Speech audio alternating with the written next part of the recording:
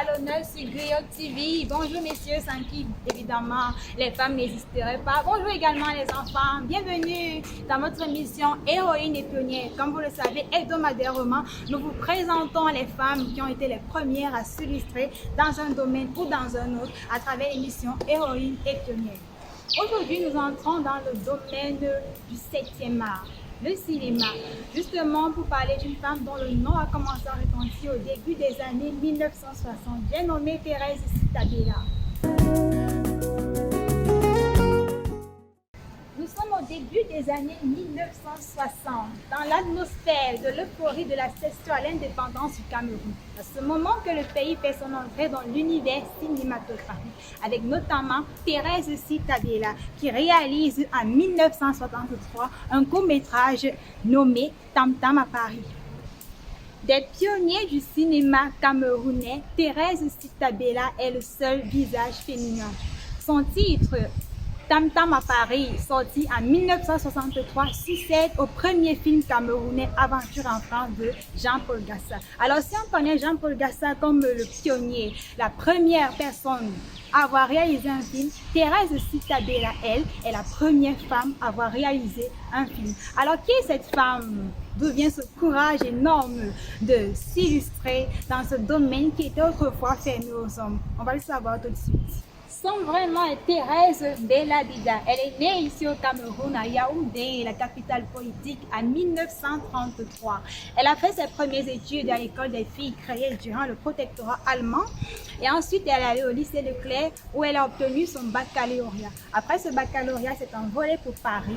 Elle a justement étudié le journalisme à l'école de Paris, à l'école de journalisme de Paris. Parallèlement, elle s'est initiée. Elle a fait une formation en audiovisuel. C'est cette formation justement qui l'a permis de réaliser Tam Tam à Paris. Pourquoi elle réalise Tam Tam à Paris? Thérèse Sitabela était une féministe, je dois dire, activiste des droits de la femme. Elle a très tôt remarqué l'inactivité des femmes dans plusieurs domaines, notamment dans le domaine du cinéma. C'est pourquoi elle décide de s'illustrer en premier, d'ouvrir la voie, de montrer la voie à plusieurs femmes en lançant ou alors en réalisant Tam Tam à Paris en 1963. Alors Tam Tam à Paris, sorti en 1963, a connu un succès énorme. Il a été parmi les premiers films présentés ou alors sélectionnés par le FEFASCO, la première édition du FEFASCO en 1969, avec d'autres films de grands noms africains, de grands réalisateurs africains. Journaliste de formation, elle était, il faut le préciser, on a pu le constater lorsqu'on parlait de son cursus scolaire.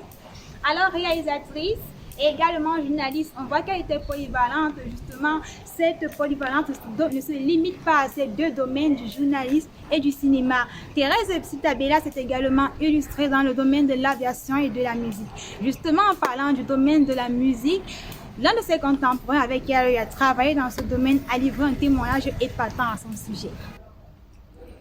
Une femme de caractère, travailleuse, qui savait ce qu'elle voulait dans la vie et qui ne se laissait point compter.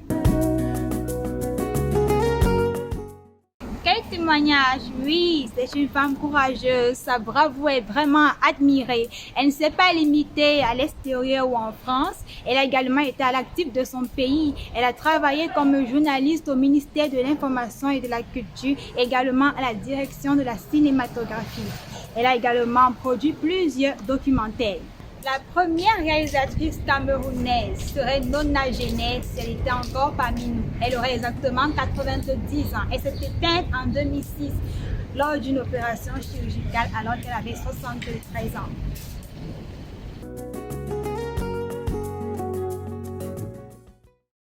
L'artiste ne meurt pas, a-t-on coutume de dire. Justement, Thérèse Sitabela est toujours parmi nous. Ce monument du cinéma camerounais vit à travers l'une des salles du centre culturel de Yaoundé parce qu'en 2015, 9 ans après sa disparition, le gouvernement camerounais a décidé de baptiser l'une de ces salles en son nom.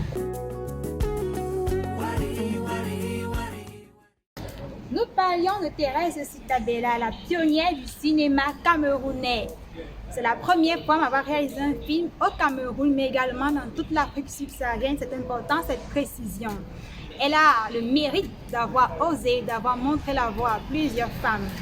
N'oubliez jamais seulement vraiment, l'artiste n'a pas intérêt à mourir. Grâce à elle, le tableau n'est pas vierge lorsqu'il faut parler des pionnières femmes du cinéma camerounais et en Afrique subsaharienne.